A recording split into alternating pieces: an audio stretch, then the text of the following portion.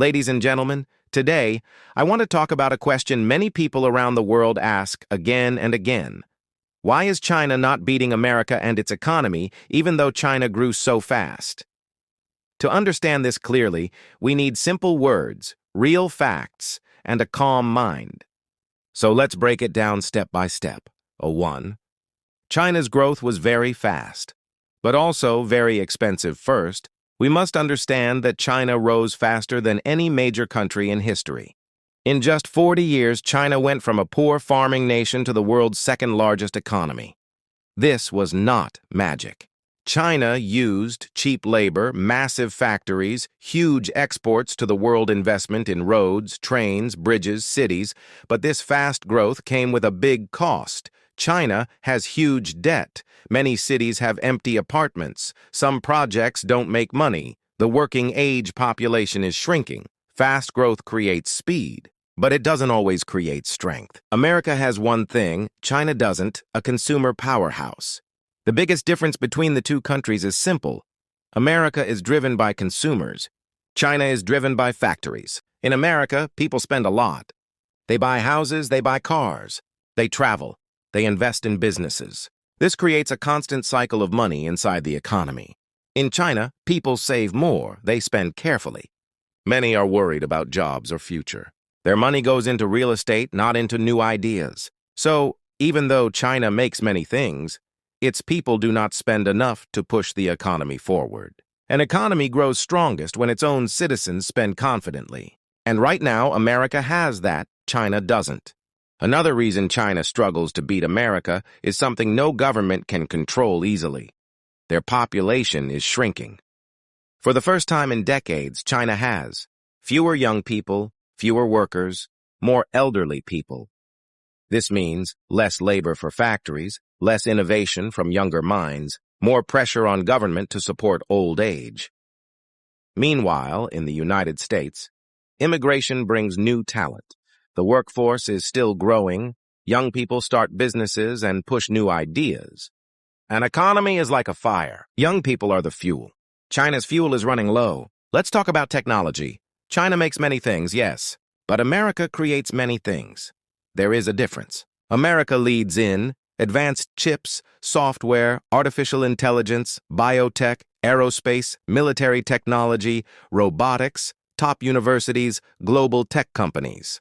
Companies like Apple, Microsoft, Google, Nvidia, SpaceX, Amazon, Tesla still dominate the world. These companies generate trillions of dollars and influence every major industry. China has huge companies too: Huawei, Alibaba, Tencent, BYD, but they still rely on American-designed chips, software, and global tools. America controls the technical foundation of the modern world, and that is very hard to beat. One of the biggest reasons China can't beat America is simple. The world still trusts the US dollar. When countries trade oil, dollar. When governments store reserves, dollar. When big companies buy or sell overseas, dollar. The dollar is like the global language of money. China's currency, the yuan, is not trusted worldwide because China controls its value. Chinese banks are state-managed. Investors worry about transparency. Without global trust in the yuan, China cannot replace America in world finance, and finance is the engine of global power. China is the world's factory. It builds phones, clothes, robots, machines, electric cars, solar panels. They build more than any country on Earth. But here is the important thing. Factories alone cannot beat a global system.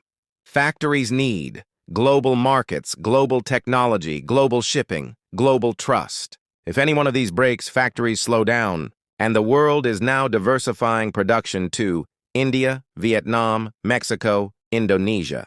China is still huge, yes, but it is no longer the only option. America, meanwhile, benefits from this global spread and keeps control over advanced technology. China faces problems that the U.S. economy doesn't face at the same scale. Property market collapse. Local government debt, slow consumer spending, youth unemployment, falling exports. Aging population. Global trust issues, restrictions on private businesses. These challenges slow down innovation and confidence. When businesses fear rules may change suddenly, they invest less. When citizens fear the future, they spend less. And when spending and investment drop, growth slows. Many people look only at numbers, GDP, exports, and so on. But America's real power is open markets, open information, free flow of ideas, research culture, immigration of global talent, strong institutions, global alliances, military strength that protects trade routes. And above all, the ability to bounce back from crisis. America survived. The 2008 crash, the 2020 pandemic, inflation, political divisions, and still remains the world's largest and strongest economy. This resilience is hard to beat. Let me be clear, China is not weak. China is technologically advanced, industrially dominant, militarily strong, globally respected, a major player in every field. But being powerful is not the same as being number one. China is still catching up in high-end technology, consumer spending, global finance, military alliances, immigration, and talent. Cultural influence. America has built these things for 100 years. China has been building for only 40. It takes time. If we put everything into one simple explanation, it is this. China grew fast, but America built deep. China built speed, America built systems. China built factories, America built ideas. China produced goods, America produced innovation. China expanded quickly, America expanded globally. China's growth slowed down, America's strength continues. So the answer to our question, why is China not beating America and its economy? Because the race is not only about GDP. It is about trust, stability, creativity, global influence, innovation, population, financial leadership, long-term systems.